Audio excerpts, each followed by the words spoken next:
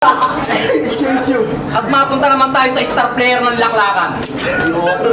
Balita ko to, naguhubot-hubad ka daw kahit di ka bayaran. Ito yung numero 1 mandurugas ng barya doon sa may malaking alkansya ni Alan. Kakadugas mo ng barya, malaking tuloy nilugi ng Alpha Marshal. Biruhay mo yon, yung kulay mo sa kaugali mo, nagawa mong i-color match. Martin pag nakatalikod, Piolo Pascual pag nakasideway, tapos Kobe Bryant pag nakaharap. Tapos ikaw puta, Royal Rumble ka pa. Ang sakit mo sa mata.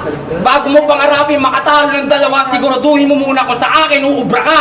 Yeah. At eto at last, yung banat kong pangwakas. Sabi ni Gobas, di ka pa rin nagpapadala sa Pinas. Napakamalay dito.